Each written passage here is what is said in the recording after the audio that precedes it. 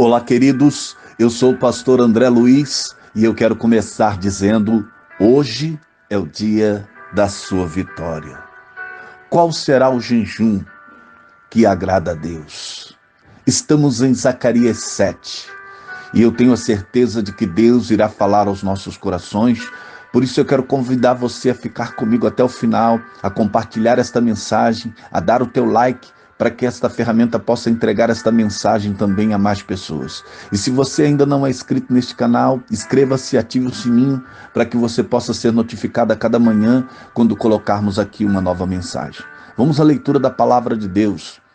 Zacarias capítulo de número 7, do verso 1 ao verso de número 6, que nos diz assim: Aconteceu, pois, no ano 4º do rei Dário, que a palavra do Senhor veio a Zacarias no dia 4º do 9º mês de Xileus. Quando de Betel foram enviados Sarezer e Regem-Meleque e os seus homens para suplicarem a favor do Senhor. Disseram os sacerdotes que estavam na casa do Senhor dos Exércitos aos profetas: Chorai eu no 5º mês, separando-me como tenho feito por todos os anos? E então a palavra do Senhor dos Exércitos veio a mim dizendo: Fala a todo o povo desta terra e aos sacerdotes dizendo: Quando jejuastes e pranteastes no 5º e no 7º mês, durante estes 70 anos, jejuastes vós para mim, mesmo para mim? Ou quando comestes e quando bebestes, não foi para vós mesmos que comestes e bebestes? Glória a Deus. Queridos, eu tenho a certeza de que este capítulo nos fará refletir acerca da nossa vida e da nossa verdadeira piedade diante de Deus e no nosso culto que oferecemos ao Senhor. Em Zacarias 7, aprendemos que as nossas atitudes no culto ao Senhor, nosso Deus, devem ser movidas de sinceridade, queridos, e adoração. E este capítulo começa com a palavra do Senhor vinda a Zacarias. E isso aconteceu no 4º ano do rei Dário, que foi 518 a.C., 2 anos antes da reconstrução do templo ter sido concluída. Foi na época em que o povo enviou de Betel Sarezer e Regem-Meleque com os seus homens para suplicarem ao Senhor. Essa delegação chegou a Betel para inquirir, talvez orgulhosa de sua piedade, se deveria continuar a jejuar como de maneira de plantear a destruição do templo. Veja que aconteceu no ano 586, no 5º mês, como também é descrito aqui em 2 Reis 25, do verso 8 até o verso de número 15. É bom que você confira esta importante referência. O jejum deles era praticado no 5º e no 7º mês, e eles achavam que com isso estariam agradando a Deus e conquistando ou adquirindo direitos junto à divindade, obrigando-a em contrapartida a executar o que eles desejavam. Queridos, só havia na verdade um jejum que a lei de Moisés requeria: o jejum do dia da expiação, conforme Levíticos 16, 29.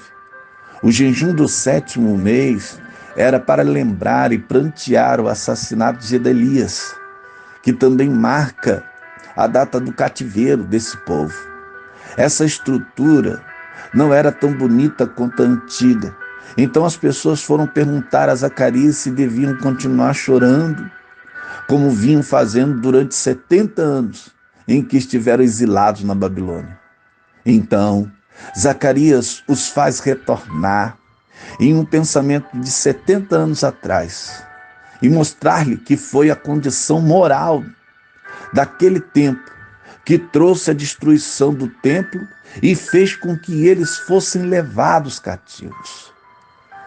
Queridos, eu quero dizer a vocês que o jejum bíblico significa suspendermos por algum tempo nossas rotinas diárias e abster-nos de alimentos para demonstrarmos a nossa humildade e dependência de Deus durante um determinado período de oração.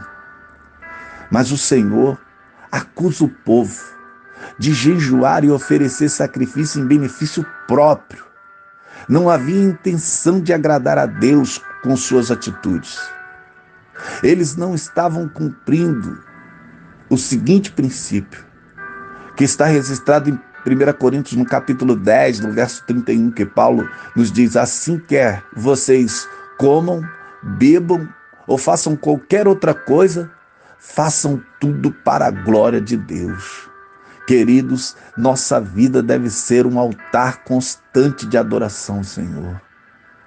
Todas as nossas atitudes, no fim, devem carregar o desejo de honrá-lo. Reflita sobre isso, seja na igreja, na vida cotidiana, na escola, no trabalho, em casa, enfim, em tudo que fizermos, precisamos colocarmos em nossa mente, em nosso entendimento, que o fim de tudo isso deve ser feito, aleluia, para a glória de Deus. Devemos fazer tudo para a glória de Deus. Eles não estavam seguindo as instruções de Deus. Eles eram injustos. Nós podemos ver isso em 4 advertências que o apóstolo, ou melhor, que o profeta Zacarias vai trazer para eles dentro deste capítulo 7. Eles eram injustos em seus julgamentos. Eles não demonstravam solidariedade e compaixão para com seu povo. Oprimiam os necessitados.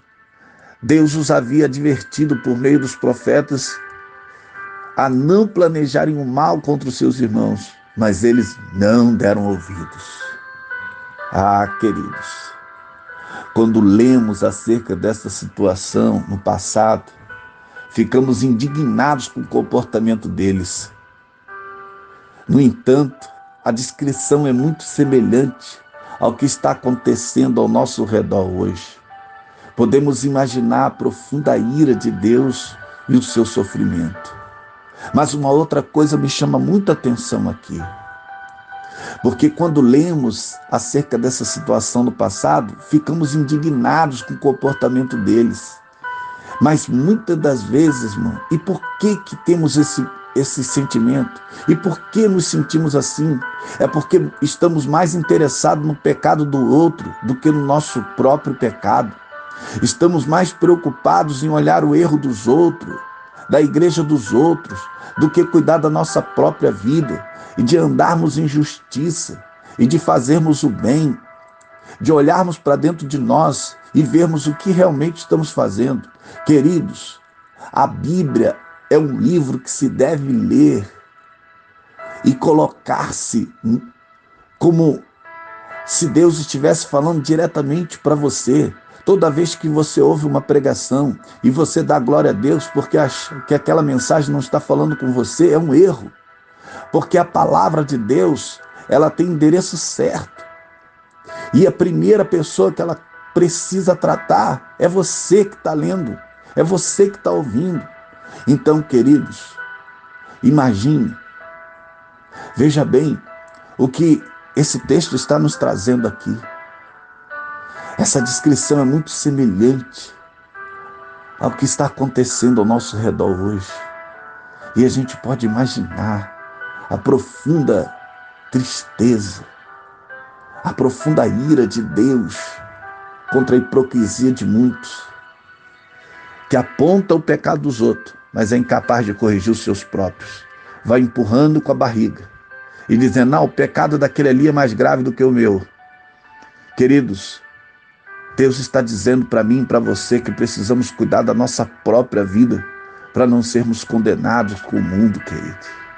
Porque aquele que, quando somos julgados pelo Senhor, nós somos repreendidos por Ele para não sermos condenados com o mundo.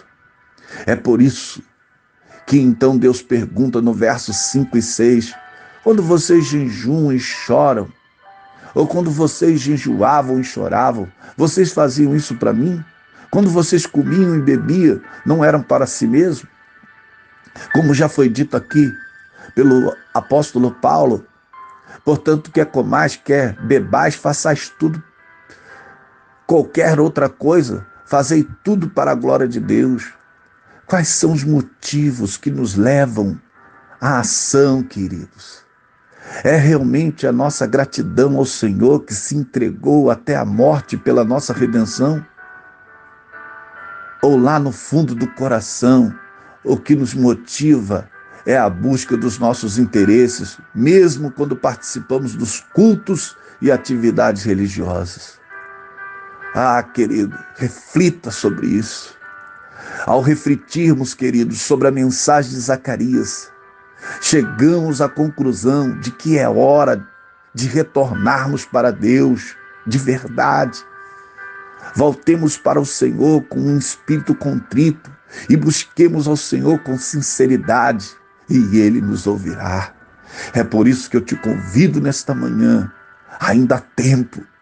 Então, ore comigo e busque a Deus com toda a sinceridade do teu coração. Querido e eterno Deus, eu te oro nesta manhã e eu te agradeço por esta palavra, Senhor. Porque esta palavra, Senhor, ela nos mostra quem somos.